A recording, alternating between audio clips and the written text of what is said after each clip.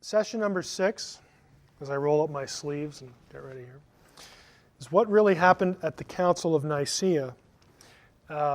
This is going to be pretty straightforward, just essentially exactly as I have it up here. I do need to credit someone, and I will when I get to the particular point, for a lot of this material. I'm not a historian by training, and this is going to be largely historical. I'm basically a text person, although I have one degree in ancient history, but it's not my real focus.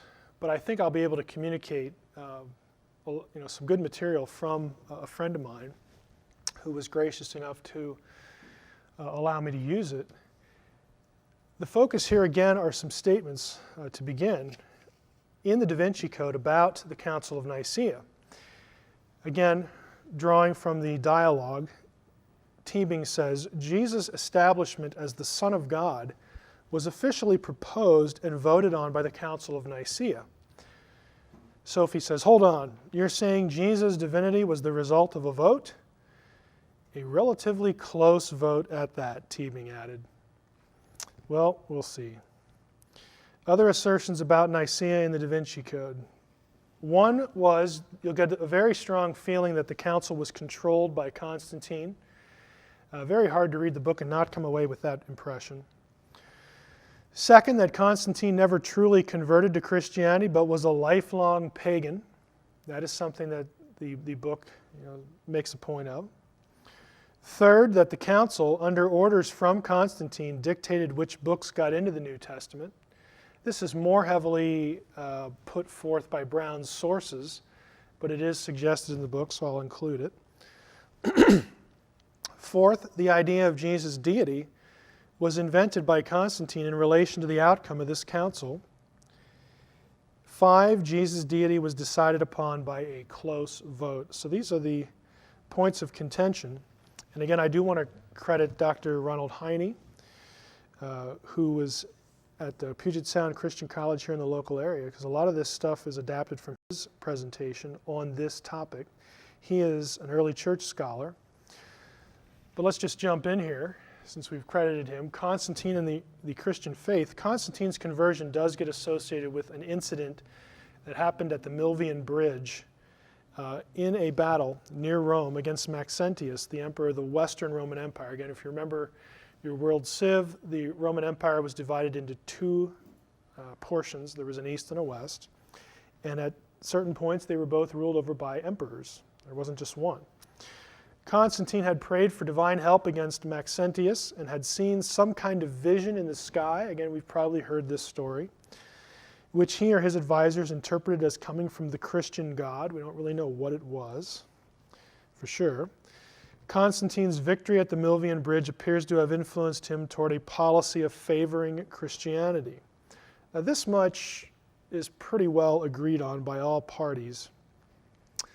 The real issue is what happens with Constantine afterwards. Does this have any lasting effect? Well, the Da Vinci Code would say no. He didn't convert. He just went back to being a pagan and decided to use Christianity for political gain. And that's what we're here to question.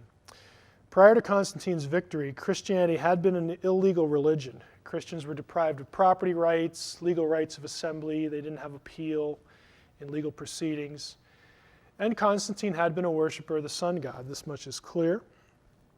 The short-term results of Constantine's victory are that he did, in fact, maintain allegiance to the sun god. There's no evidence immediately that he had this really long-lasting conversion or even a dramatic conversion at all. However, despite the fact that he does continue this allegiance, and there's evidence from the coins to credit the sun god, he quickly began to grant privileges to Christians. He began to change Roman policy. Specifically, in February of 313, he met Licinius, the emperor of the eastern section of the Roman Empire in Milan, and they together issued what has become known, if you remember your history of civ again, as the Edict of Milan. He also began giving large gifts to the church and favoring Christian clergy. So there is some sort of change, some sort of impact, not what you'd really call a long-lasting or profound conversion because he's also maintaining loyalty to the sun god. Now, the Edict of Milan in 313 was not just aimed exclusively at Christians. It was an edict of toleration for all religions. Our purpose, the two of them, Constantine and Licinius, say at the beginning of the edict, and of course we have the edict, our purpose is to grant both the Christians and to all others full authority to follow whatever worship each person has desired. So it's an edict of toleration, just generally. Christians specifically are given legal rights in the edict, and it orders that all property that had been confiscated from Christians should be immediately returned without demand of payment. What about Constantine and Sunday? This is another claim in the Da Vinci Code. And again, it's something that we're talking about it here because we're trying to follow a loosely chronological flow as Constantine's life touches on things that the Da Vinci Code claims. In 321, Constantine ordered that Sunday, the day on which Christians worshiped, would be kept free of legal proceedings. It used to be, before he did this, that Christians could be dragged into these legal proceedings on their day of worship, and if they objected, it's like, who cares? You're just a Christian. Constantine passed legislation that prevented that from happening. The Da Vinci Code, though, is incorrect when it says that Constantine named the Christian day of worship Sunday in honor of the sun god, and also when it suggests that he changed the day on which Christians worship from Saturday, the Jewish Sabbath, to Sunday. These are both claims made in the book. How do we know that's wrong? Well, the early church fathers who were living and writing before Constantine was ever born said this: on the day called Sunday, there's the Sunday, all who live in cities and in the country gather together to one place. This is Justin Martyr speaking again about Christians in his Apologia. Justin also says very clearly that Christians did not observe the Sabbath. They worshipped on Sunday. In the letter of Barnabas, again mid-2nd century, the first day of the week on which Christians worshipped is referred to as the 8th day to contrast it with the Sabbath. Again, these are all primary texts that basically show us that the Da Vinci Code's revelation is incorrect. Now, what about his real conversion? Or this is what I'm sort of terming his real conversion. Until 323, Constantine apparently maintained some sort of allegiance to the sun god. But there is evidence that at that time he began turning more completely to Christian God, to Jesus, and so on and so forth. In 323, Constantine faced Licinius, emperor of the eastern section of the empire. Again, he was a worshiper of the traditional Roman gods, so now they're fighting. Before they had been issuing a nice edict, and now they're enemies. The decisive battle between them took place on September 18, 324, just 8 months before Nicea. Constantine won the battle, became sole emperor, and there is evidence that this victory really prompted him to follow the Christian God. Now, this is from Eusebius's Life of Constantine. Eusebius was an ancient writer who recorded some of these events in early church history. The chapter there in Roman numerals, I believe, I hate Roman numerals, 55, I think. Quotation is long, but it's significant. And now I beseech thee, this is Constantine speaking. This is what's being recorded. I beseech thee, most mighty God, to be merciful and gracious to thine eastern nations, to thy people in these provinces, worn as they are by protracted miseries, and grant them healing through thy servant. Not without cause, O holy God, do I prefer this prayer to thee, the Lord of all. Under thy guidance I have devised and accomplished measures fraught with blessings. Preceded by thy sacred sign, he's alluding back to this thing he saw at the Milvian Bridge. I have led thy armies to victory, and still on each occasion of public danger I follow the same symbol of thy perfections while advancing to meet the foe. Therefore, I have dedicated to thy service a sole duty, tempered by love and fear, for thy name I truly love. While I regard with reverence the power of which thou hast given abundant proofs to the confirmation and increase of my faith, I hasten then to devote all my powers to the restoration of thy most holy dwelling place. which those profane and impious men have defiled by the contamination of violence. He continues in the next chapter, my own desire is for the common good of the world and the advantage of all mankind, that thy people should enjoy a life of peace and undisturbed concord. He goes on and on with this, and about little under midway down, he says, only let men of sound judgment be assured of this, that those only can live a life of holiness and purity whom thou callest to a reliance upon thy holy laws. With regard to those who will hold themselves aloof from us, now catch that, he is grouping himself in one category, and he's going to distinguish himself from someone else. Those who withhold themselves aloof from us, let them have, if they please, their temples of lies. He is distinguishing himself here from pagans. He calls their temples of lies.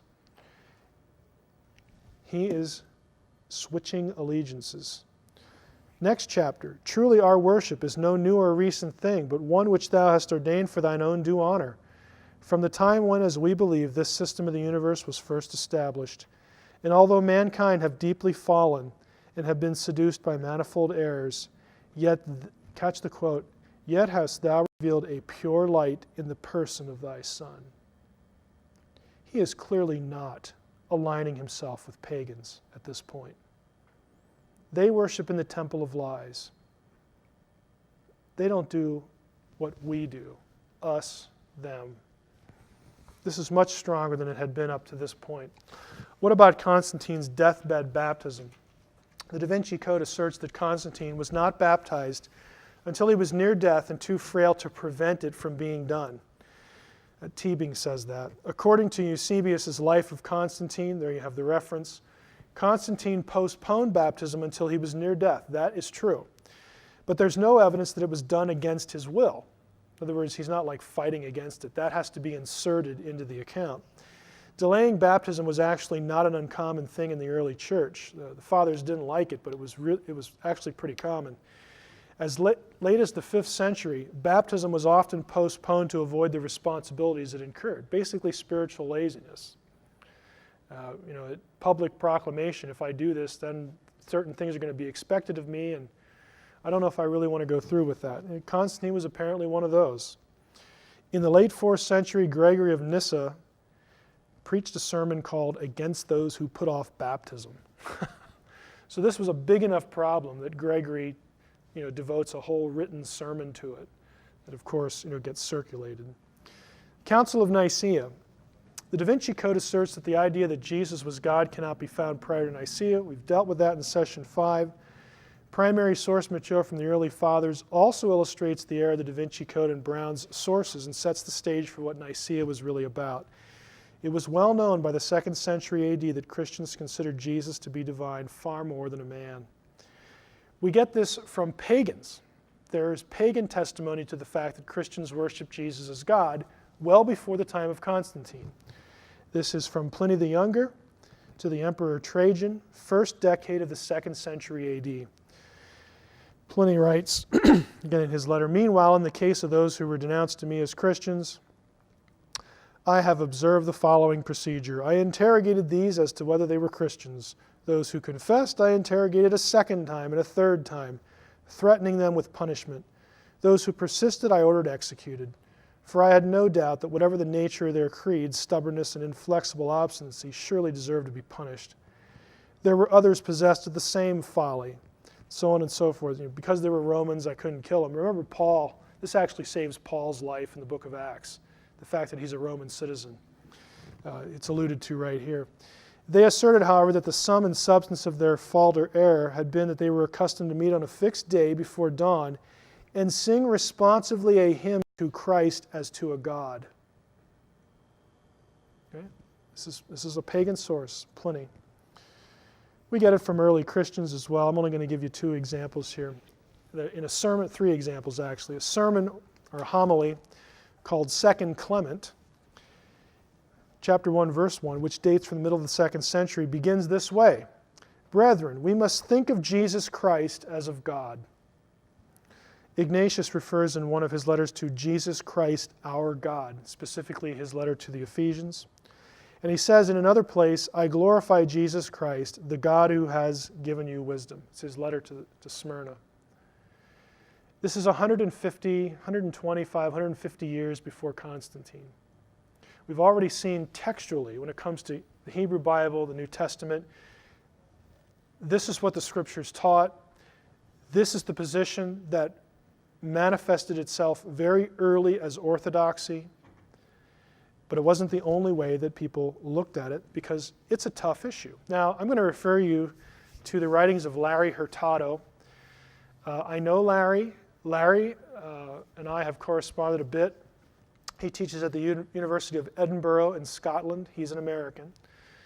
Very nice guy.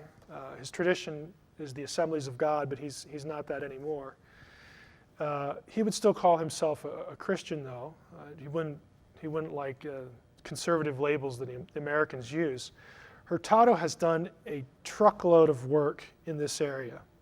Specifically, he has devoted his scholarly expertise to two areas. One is papyrus study. The other is to the early worship of Jesus. If you want a book that is cluttered, chock full of primary source references for the early worship of Jesus as God, this is where you go. Larry is also one of the scholars I know who's read my dissertation. We go back and forth on that. I've gotten him to change his mind over a couple things, but I'm still working on one or two more. I don't know if you'll ever see this, but give him a little ribbing there. But he's a wonderful guy, just does great work. And if you want primary source material, he's the guy. That's where you should go. The struggle that led to Nicea, how to articulate Jesus as a divine being, this is the problem. You know, we see the text, we see these passages. I took you through a number of them before, and it's like, well, how do we put this into words? How do we express, you know, a father and a son who are both Yahweh? And how do we be monotheists while we're doing that? And what about when one prays to the other? And the whole thing about becoming a man. I mean, this is mind-bending stuff. The texts themselves, if you really look at them closely, now that you've been exposed to them, there are a number of texts that are fairly clear that there's some two-ness going on here. But the problem was how to articulate that. What does that mean? Yeah, that was tough. So what did the Scriptures teach in this regard? The first view, and this is the view that was the dominant view, it's the view that has become recognized as orthodoxy, it's the view that was recognized as the majority Orthodox opinion before Nicea, and the one that will win the day at the end of the council. This view was that Jesus and God the Father were the same in essence. Both had therefore always existed. That's a key element. However, they were distinct persons. View number one.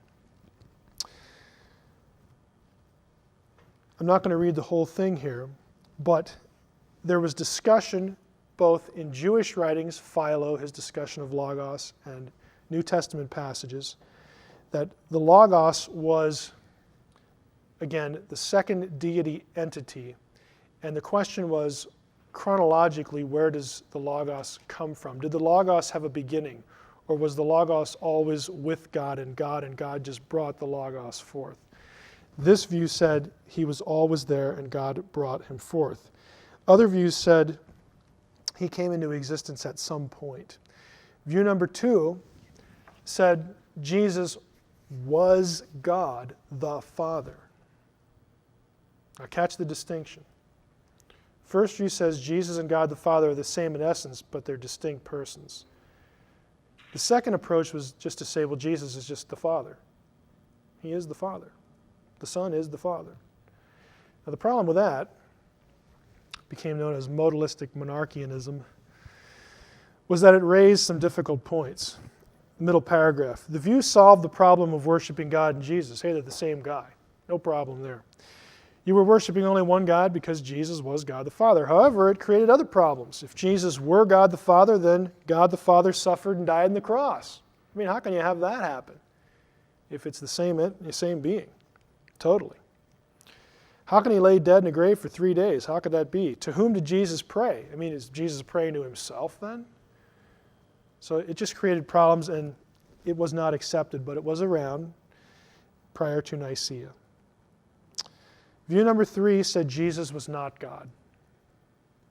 He was also not man. He was something in between. Jesus was a human being like all other human beings, except that he had been born of a virgin. Because Jesus was a very religious man, he was chosen by God, and a special power called Christ descended on him. 2 variations. One would lean to saying, well, he was just a man, but then he was like indwelled by this Christ thing. The other one would say, and this gets closer to Gnosticism, that the heavenly Jesus manifested himself as an earthly Jesus. So kind of a man, but not, just this trying to wrap their minds around this position. But he definitely wasn't God in the same essence. He definitely wasn't the Father. He definitely wasn't the same essence. He was something different. Again, this is close to Gnosticism. The view was actually called Docetism, though. Docetism taught that Jesus did not have a real human body. It only looked like he was human. He only appeared as a human. He wasn't really incarnated. Again, this view was more of a denial of the humanity of Christ, and it gets close to the Gnostic view. Now, along came an important figure, Arius of Alexander, who became a focal point in the struggle to articulate all this. How to assert that Jesus was God and worship him and still claim monotheism. Arius was a presbyter in Alexandria, Egypt, under the jurisdiction of Alexander, Bishop of Alexandria. Sometime before 318, Alexander began to dispute what Arius was teaching about Christ, and he called a synod to discuss the matter, and the synod condemned Arius. Now that synod was not Nicea, something that happened earlier, because Alexander was a little concerned about his understudy here. Arius' writings have not been preserved, but a few things have been preserved in the writings of the church fathers who wrote against him. Athanasius quotes a creed that Arius and his followers sent to the bishop Alexander. And an excerpt here, this is Arius' position. We recognize one God who alone is unbegotten, eternal, without beginning, true, immortal, wise, good, sovereign, judge of all, governor, administrator, unchangeable and unalterable, just and good. Lots of adjectives there. He is God of the law, the prophets, and the New Testament. He has begotten an only begotten Son before eternal times. That's an odd phrase. How can eternity have time? Before eternal times, through whom also he has made the ages and the universe. The Son was begotten, not in appearance. So that Arius is denying a Gnostic element here. Catch that. Son was begotten not in appearance, but in truth, and exists unchangeable and unalterable by his own will, a perfect creature of God. He is a created thing, but not as one of the other creatures begotten, but not as one of the other begotten beings. He's trying to say that this one was somehow unique, somehow different. He was created by the will of God before all times and ages, and has received both his life and being from the Father. The Father is the source of all things, but the Son, who was begotten by the Father apart from time and was created and founded before the ages, did not exist before he was begotten. This becomes the key point. Okay, Arius is saying that the Son had a definite beginning before which he did not exist. The Orthodox position, view number 1, said he is the essence of Yahweh, and Yahweh has always existed, therefore he has always existed as well. That becomes a crucial matter. He was begotten apart from time before all, and alone was made to exist by the Father. For he is not eternal, nor co-eternal, nor co-unbegotten with the Father. Arius, very clear, but you got to look at this and you say, the Son is not an ordinary guy. He's something very special. He's not quite what view number 1 says. And this becomes the debate. So Brown and his sources blunder here when they insinuate that the Arian view was that Christ was a mortal man like any other man. Arius did not believe nor teach that Christ was just like any other man. Neither did the Gnostics. For Arius, while the Son was a created being, he is the first and highest of all God's creations, the being who created the rest of creation. Arius' bishop Alexander believed, like Arius, that the primary distinction between the Father and the Son was that the Father was unbegotten, but the Son begotten. Unlike Arius, though, Alexander believed the Son had always existed and was merely brought forth by the Father. And so this created some friction, and it led to this synod that Alexander called. The synod condemned Arius, but it didn't really stop anything because they had to have the Council of Nicea. Now, what happened here? There are no surviving minutes or records or acts of the council that were taken while it was happening. There are some primary sources, though, so that we know, not completely, but to a large degree what happened. There was the Creed with the list of those who signed it. That has survived. The Nicene Creed, you've probably all read it or recited it before, and the list of those who signed it. 20 canons or rules which the bishops passed. By the way, none of them have Constantine or the council deciding on which books get into the New Testament. That is a complete fabrication in the Da Vinci Code. Nicaea had nothing to do with that. Nowhere shows up in any of the canons. The synodal letter sent out to the churches telling them that the council was going to be held, that has survived. Later letters written by Eusebius and Athanasius, who were present at the time. Eusebius was a bishop of Caesarea and a voting member. Athanasius was basically just a secretary, but he turns out to be a pivotal figure in the whole proceeding. It is unknown exactly how many bishops attended the council. Sources differ in the numbers given. Eustathius of Antioch says about 270 attended. Eusebius says 250. Athanasius first says 300, and in a later piece of writing, 318.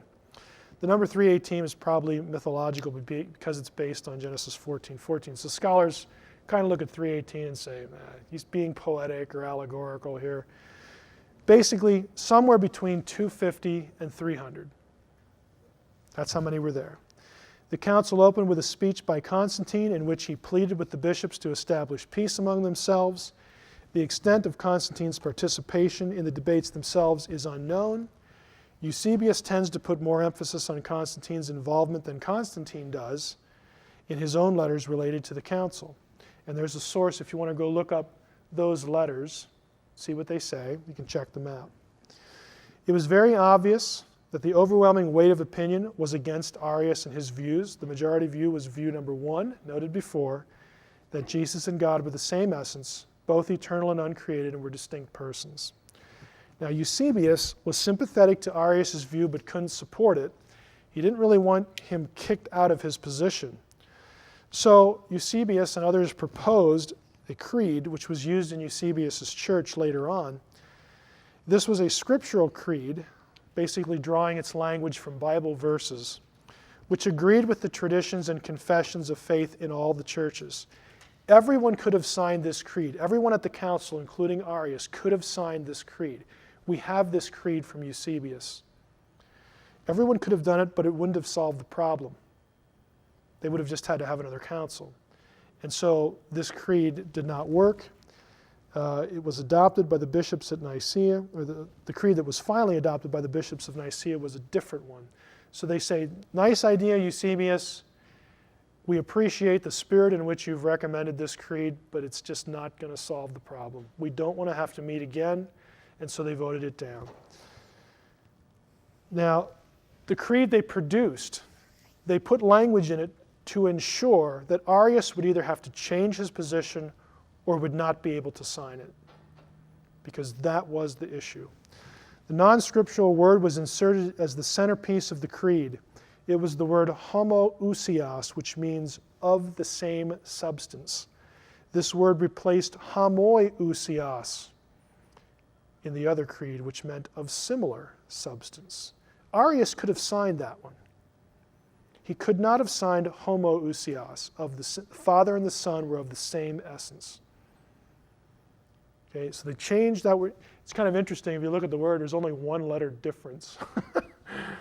One letter made all the difference in the world as far as the council was concerned. The creed, therefore, asserted that the Son was of the same essence as the Father. Athanasius wrote that the bishops wanted to express their faith in scriptural language, but the Arians kept twisting the words of Scripture so they would support their own views. So they abandoned trying to have every line of the creed come out of a verse, and they said, look, we're going to have to put extra biblical language in this thing to make sure it articulates what we're saying, and so that Arius will either have to change his view or just not sign it. And so that's what they did. The creed also defines the Son as begotten and not made. Now, remember when Teebing said, yes, the deity of Christ was decided upon by a vote, and a very close vote indeed. Yeah, 2 or 3 of the bishops that we know were there didn't sign it. Remember there were between 250 and 300 there? That is not a close vote. What, 248 to 2? It's just not a close vote. It's I don't know how else to say it, it's just disinformation at that level, in that part of it, that part of the book. Constantine in the New Testament. The Council of Nicea in and of itself had nothing to do with determining which books got in the New Testament. Again, none of the canons even mention this. The assertion that Constantine had a hand in the determination of what Gospels or New Testament books the church was to use is actually based, when I say it's based on this letter, trust me, if you read Bagent and Lee and these other people, they're going to link it to Constantine, for which there's no evidence.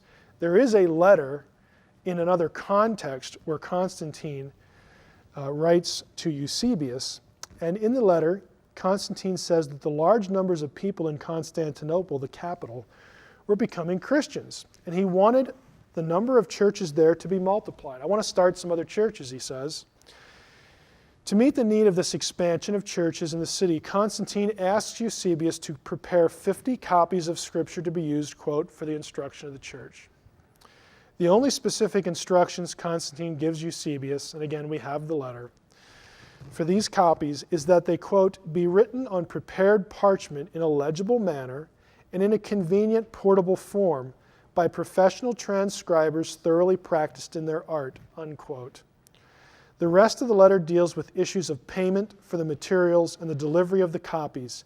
The emperor asked that the copies be delivered to himself for his personal inspection upon completion. He never says, these are the books that you need to put in, or these are the books that you need to take out. He never says it. And as we did in session, I believe it was number 2, we talked about early witnesses, early lists of the canonical books. The claim that Constantine fiddles with and fixes the canon is just false. There is no primary source evidence for that view. It just doesn't exist. Now, again, to summarize, that's all I want to cover about Constantine. This one was a little bit shorter. Constantine was involved at Nicea. We don't know the extent. It had nothing to do with fixing the books of the canon. The issue was about how to declare what the majority view had already formulated, had already adopted as the correct view of how to view Jesus' relation to the Father. They could see the passages that I gave you in the last session where you have a Godhead. They linked that to Jesus as the Son. The difficulty was, how do we express that? How do we talk about two persons, same Yahweh, but two Yahwehs, same essence, Father, Son language, and be monotheists? How do we get that down and express it in a formulaic way so that we don't have to keep fighting over this issue? And so they met with Nicea to specifically discuss with Arius. Arius never produced anything that convinced more than 2 or 3 people that he was right. He was outvoted at least 248 to 2. It was not a close vote. Any questions?